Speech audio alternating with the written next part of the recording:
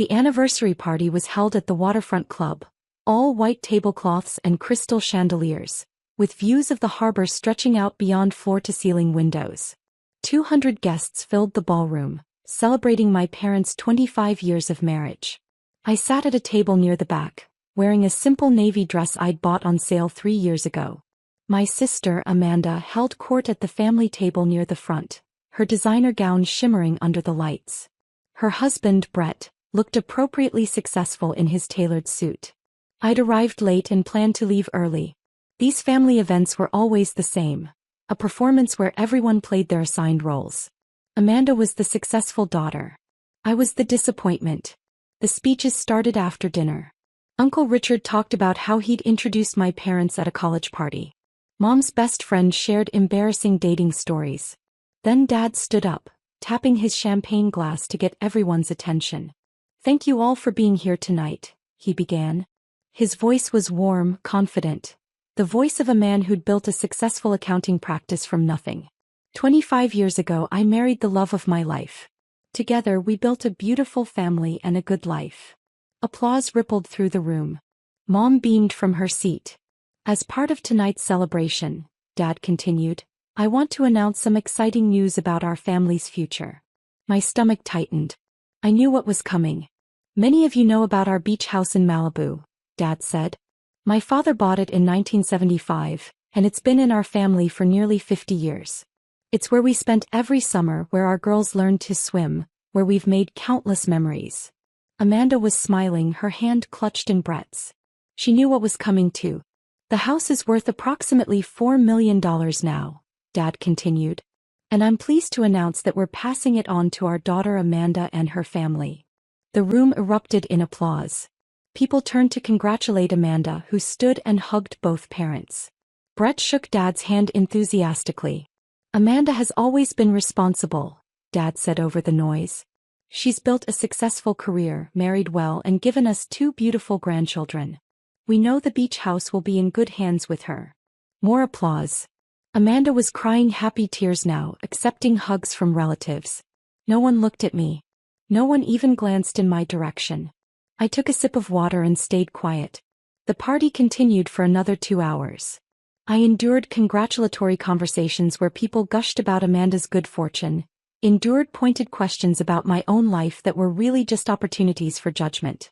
"Still working at that bookstore?" Aunt Susan asked. "Still single?" Cousin Jennifer inquired with fake sympathy.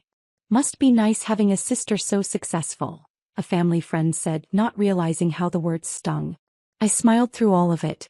Then I slipped out around 10 p.m. while Dad was giving another toast.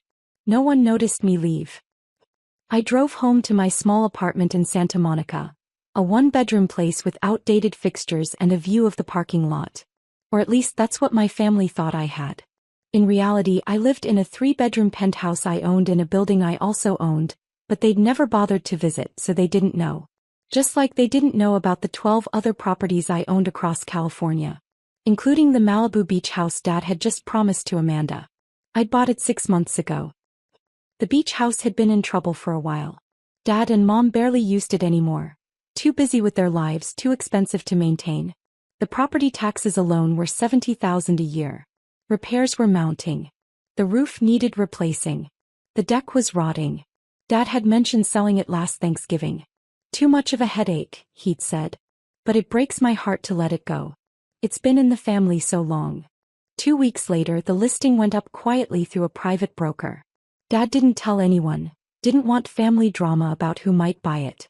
I saw the listing the day it posted. I'd been tracking that property for 3 years, ever since I'd started building my real estate portfolio seriously. I knew every inch of that house, every memory attached to it. I made an offer the same day, $3.8 million cash, close in 30 days. The broker nearly fell over himself accepting. Dad never knew it was me. The purchase went through an LLC I'd created, Pacific Coast Holdings. No personal names attached. I'd spent the last 6 months and $400,000 renovating it. New roof, new deck, updated kitchen, modern bathrooms. I'd kept all the character. The whitewashed wood walls, the stone fireplace, the window seat where I used to read as a kid. But I'd made it beautiful.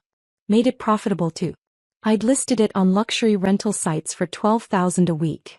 It was booked solid for the next 8 months. My family had no idea. The phone call came at 7:30 Sunday morning. You bitch. Amanda's voice was so loud I had to pull the phone away from my ear. You absolute bitch. I was making coffee in my kitchen, enjoying the Sunday morning quiet. Good morning to you too, Amanda. Don't good morning me. What the hell did you do? I'm not sure what you mean, I said calmly, pouring my coffee. The beach house, she shrieked. I went there this morning to take measurements for new furniture, and there's a security guard at the gate. He wouldn't let me in. He said the property belongs to someone named Mitchell. Ah, I said. Yes, that would be me. Silence. Complete absolute silence. Then, what do you mean that would be you? I bought the beach house 6 months ago, I said, taking a sip of coffee. Dad sold it through a private listing. I made an offer through my LLC. The sale went through in February. That's impossible, Amanda said. Her voice had gone from screaming to dangerous quiet. You don't have that kind of money. You work at a bookstore. I worked at a bookstore 8 years ago while I was saving money, I corrected. I haven't had a job in 6 years. I own 13 properties now, including the Malibu beach house. My portfolio is worth about $19 million. More silence. You're lying, she finally said. Call the security guard back, I suggested. Ask him to confirm the owner's name. Sophia Mitchell. That's me. I heard rustling voices in the background. Amanda must have put me on speaker because suddenly I could hear Brett too. This is insane, he was saying. She can't possibly. The deed is public record, I interrupted. You can look it up online. Search the Malibu County Assessor's database. 2847 Pacific Coast Highway. Owner, Pacific Coast Holdings LLC, registered agent Sophia Mitchell. More silence. Then I heard typing. Oh my God, Brett said. She's not lying. The deed shows. Dad sold you our beach house? Amanda's voice cracked. He sold you our family home? He sold it to the highest bidder through a private broker, I said. He had no idea it was me. I used my business entity to protect my privacy. But he just announced, in front of everyone, that I was getting the house. Yes, I said. That was awkward, wasn't it? Awkward. Amanda was screaming again. He promised it to me. In front of 200 people. He promised you something he didn't own, I said simply. That's not my problem. You have to sell it to us, Brett said. His voice had that lawyer tone, commanding, expecting compliance. Name your price. We'll match what you paid. I paid $3.8 million, I said. I've put another $400,000 into renovations. The property is currently generating $144,000 a year in rental income. Why would I sell? Because it's family. Amanda shouted. Family, I repeated. Right. Like how you're my family. What's that supposed to mean? It means that for the last 10 years, you've treated me like I'm invisible. Like I don't matter. Like I'm some kind of embarrassment you have to tolerate at holidays. That's not. Last Christmas, you introduced me to your in-laws as my sister who hasn't figured out her life yet, I interrupted. At Mom's birthday, you told everyone I was still trying to find myself. At every family event, you make sure everyone knows I'm the failure and you're the success. I never meant. And now Dad just announced in front of 200 people that he's giving you a $4 million property because you're responsible and successful. Meanwhile, I've been quietly building a $19 million real estate portfolio, and no one in this family has ever bothered to ask about my life. Amanda didn't respond. So no, I continued, I won't sell you the beach house. I'm going to keep renting it out to nice families who appreciate it. I'm going to make a profit. And I'm going to enjoy the irony of the situation. Dad is going to be furious, Brett said. At who? I asked. At me for buying a house that was legally for sale? Or at himself for promising something he no longer owned? I heard muffled voices. They were arguing with each other now, forgetting I was still on the line. I have to go, I said. Enjoy the rest of your weekend. I hung up before they could respond. Dad called 20 minutes later. Sophia. His voice was tight. We need to talk. Good morning, Dad. Amanda just called. She's very upset. I imagine she is, I said. She says you bought the beach house. That you own it now. That's correct. Why didn't you tell me? His voice rose. Why didn't you say something before I made that announcement? You didn't ask, I said simply. You've never asked about my life, Dad. Not once in the last 6 years. That's not true. When's the last time you asked about my work? I interrupted. About what I do for a living. About how I support myself. Silence. You haven't, I answered for him. Because you assume you know. You assume I'm still that directionless 22-year-old who dropped out of grad school. You've never considered that I might have built something. Achieved something. Succeeded in ways you didn't expect. If you just told me you were interested in the house. I wasn't interested as your daughter wanting a family heirloom, I said. I was interested as a real estate investor looking for a profitable property in a prime location. I made a business decision. The fact that the property has family history was actually a complication I had to set aside. A complication, Dad repeated. His voice was cold now. Yes, I said. Because that house represents my childhood too, Dad. All those summers you mentioned in your speech. I was there. But somehow in your mind it became Amanda's house. Her memories. Her inheritance. I was erased from that narrative. That's not fair.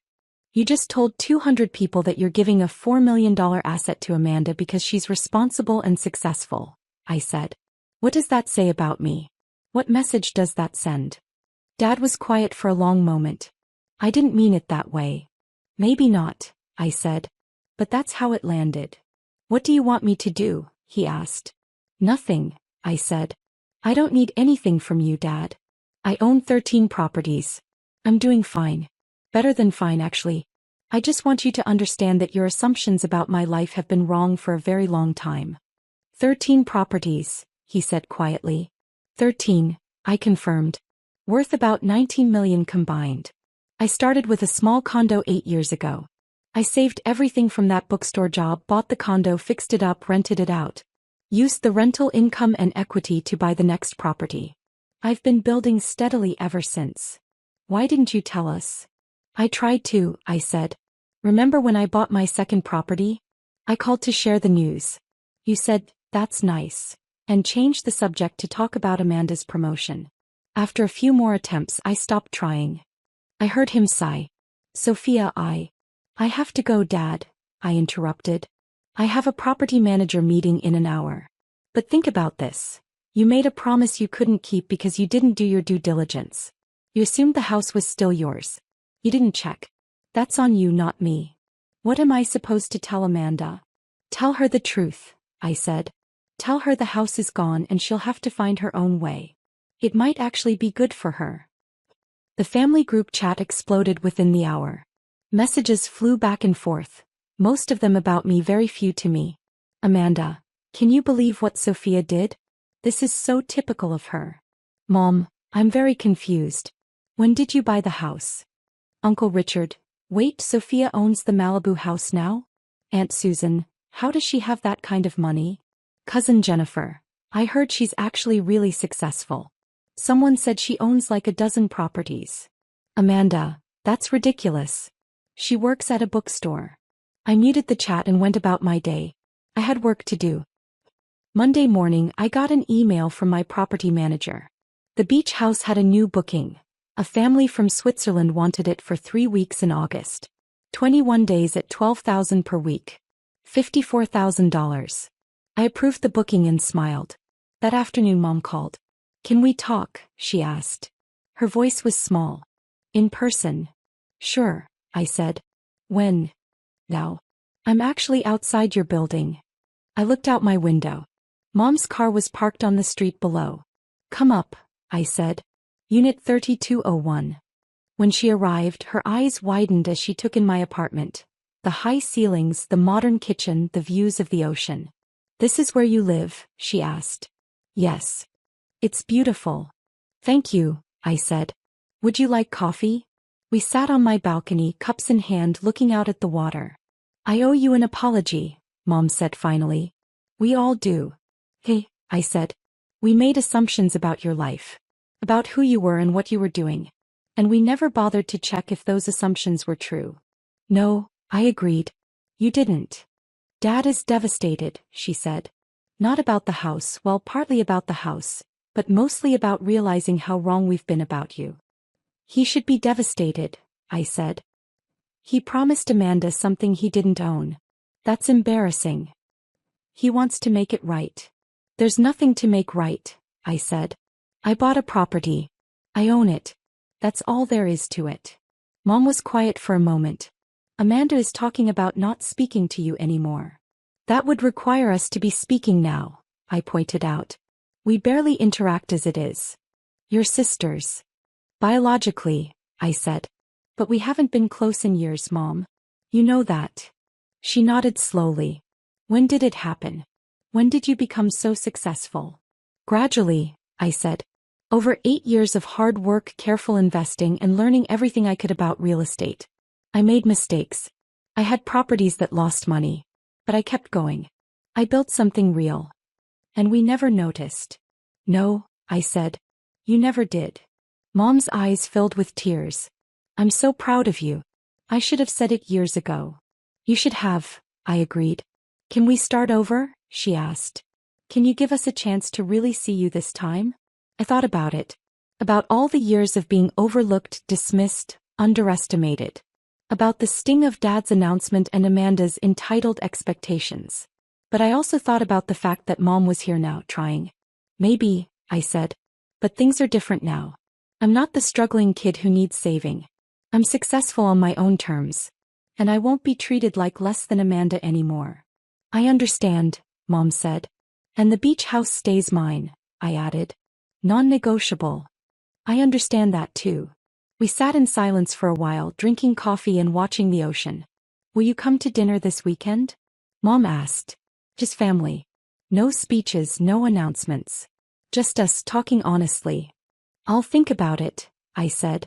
She nodded and stood to leave. At the door she turned back. $19 million, she said.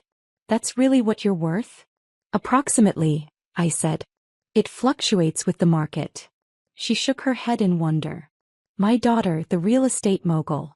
Your daughter who you thought worked at a bookstore, I corrected gently. Not anymore, she said firmly. I see you now, Sophia. I really do. After she left, I stood on my balcony and looked out at the ocean. Somewhere down the coast was the Malibu beach house. My house now filled with my memories and my future. I'd built an empire in silence. I'd succeeded without their approval or support. And now that they finally saw me, finally understood what I'd accomplished, I wasn't sure I needed their validation anymore. But maybe, just maybe, it would be nice to have it anyway. My phone buzzed. A text from Amanda. We need to talk. Please. I looked at the message for a long moment. Then I typed back, okay. Coffee tomorrow. Your treat. As I could afford to be generous now.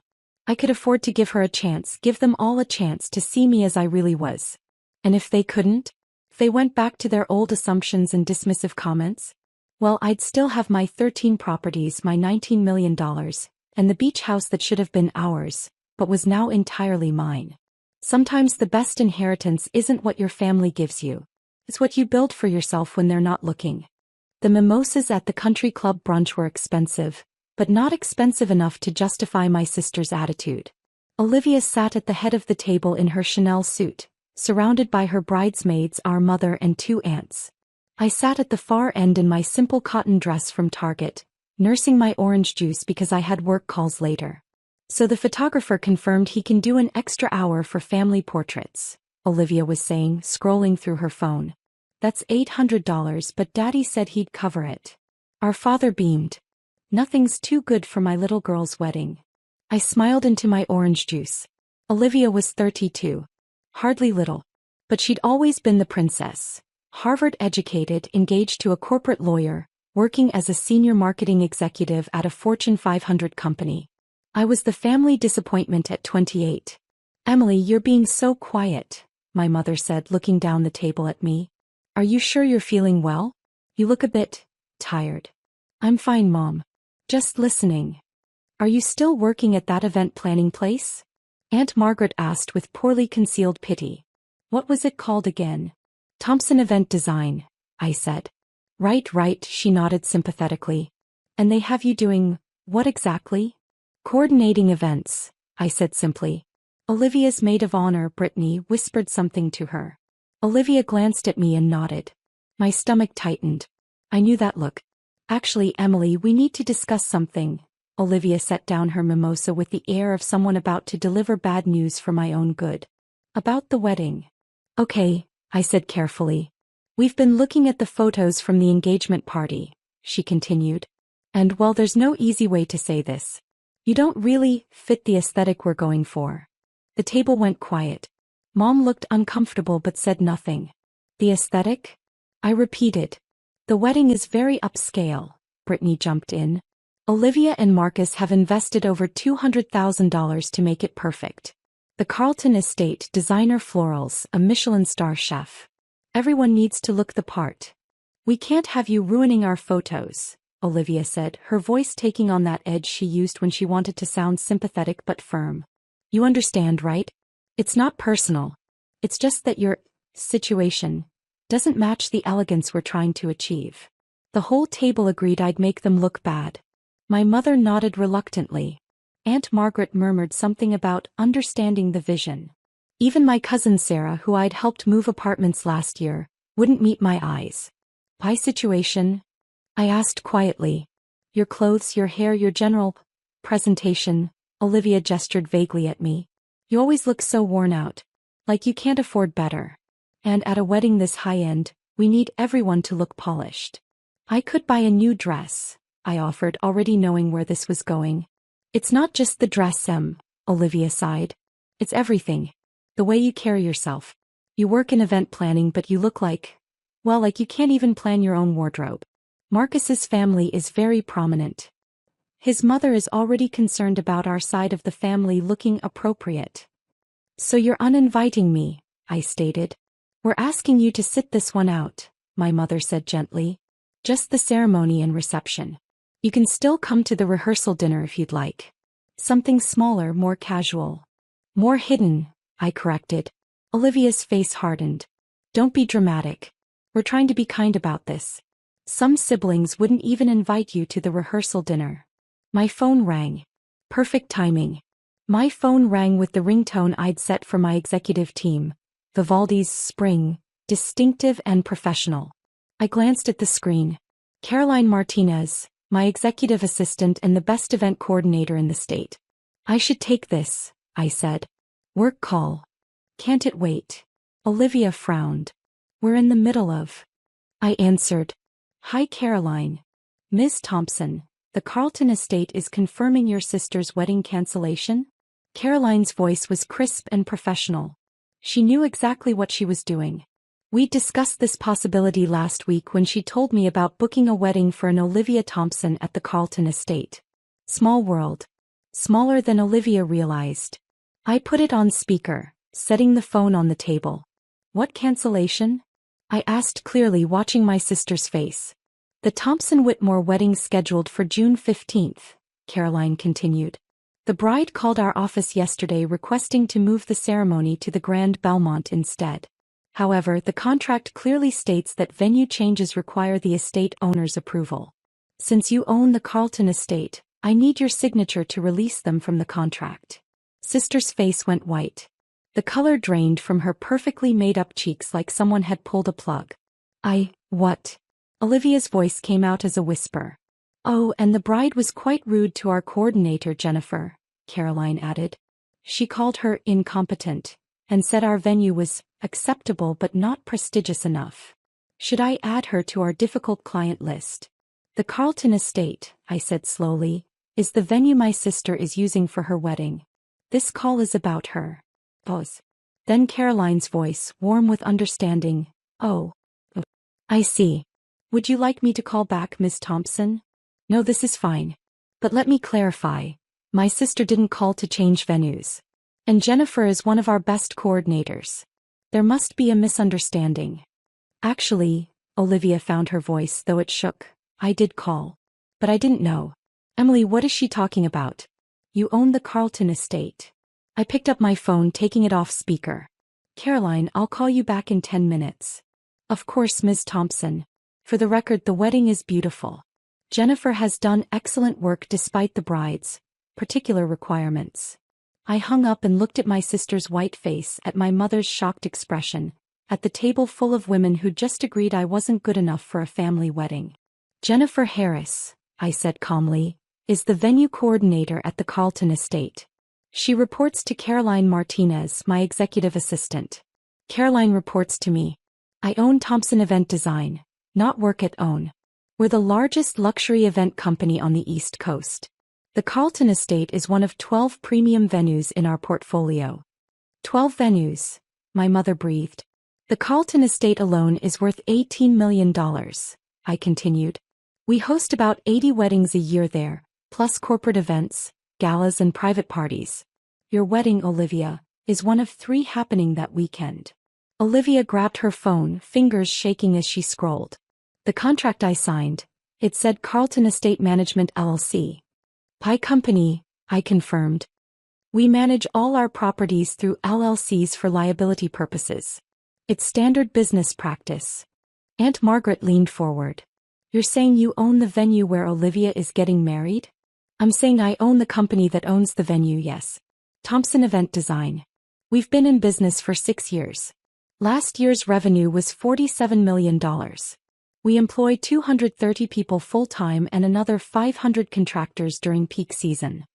Brittany made a strangled sound. But you look like I can't afford better? I finished for her.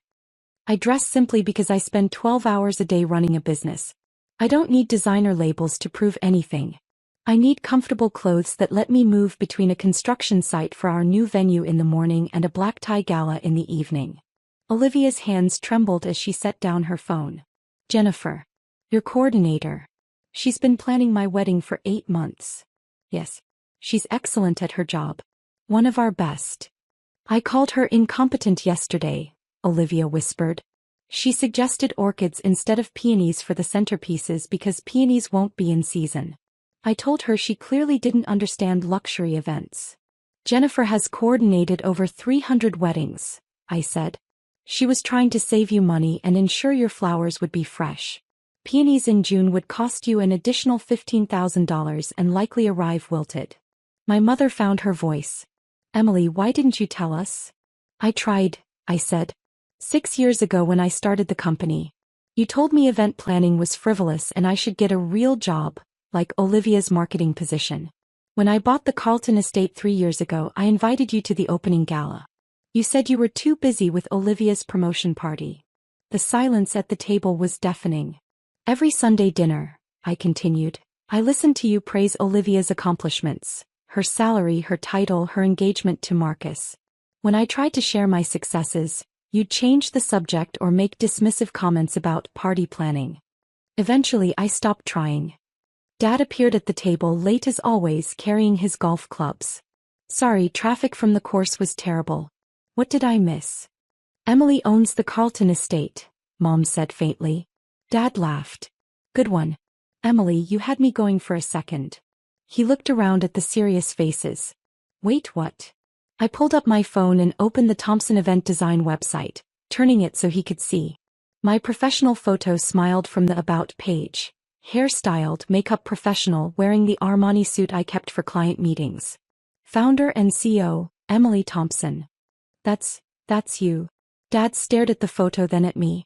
You look so different. Professional styling for the website, I said. But yes, that's me. Thompson Event Design. We're booking events 18 months out. We were featured in Event Professional magazine last year as one of the fastest growing companies in the industry. Olivia made it sound like she was going to be sick. Marcus's mother. She's been bragging to everyone about hosting the wedding at the Carlton estate. She said it was the most exclusive venue in the state. I've been letting her think we're so well connected. You are well connected, I said. You're connected to me. Your sister. The one you just uninvited from your wedding for not being polished enough. Emily, I didn't know.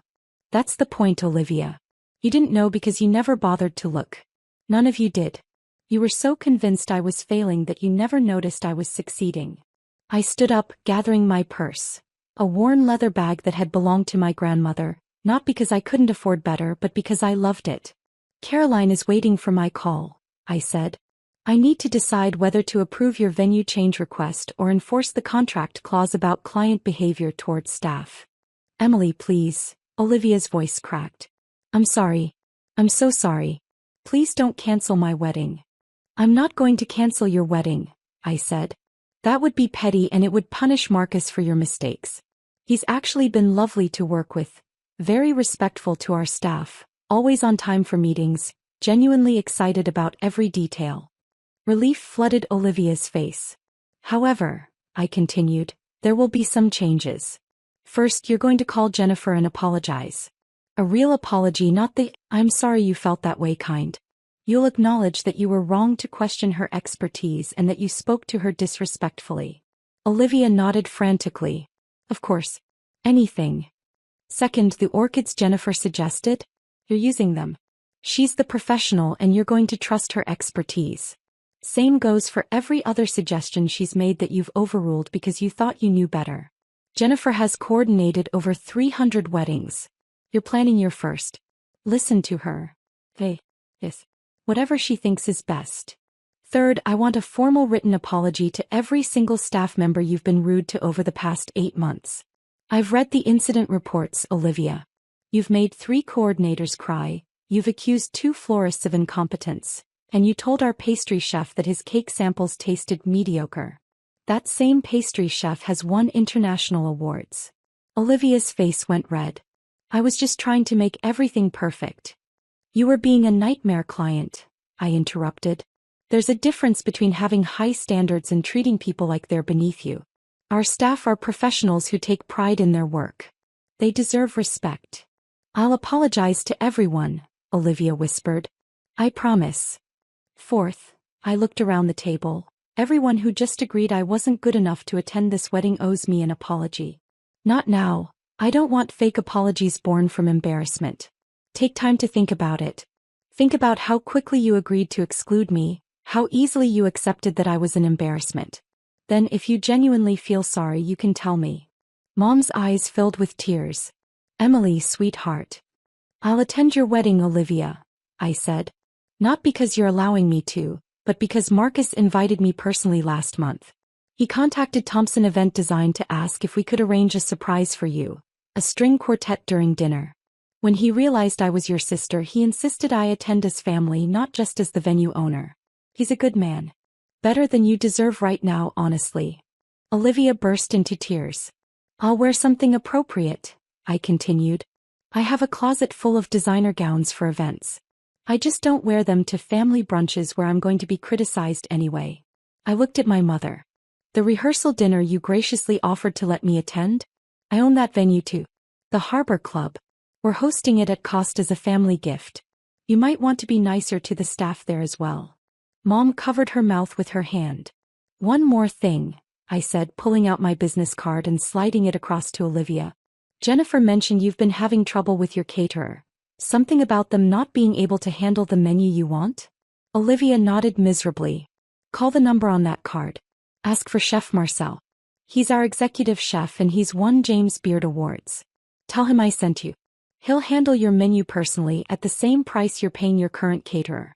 Consider it a wedding gift from your embarrassing sister. I walked away from the table, leaving behind shocked silence and the ruins of their assumptions. My phone rang again as I reached my car. Caroline.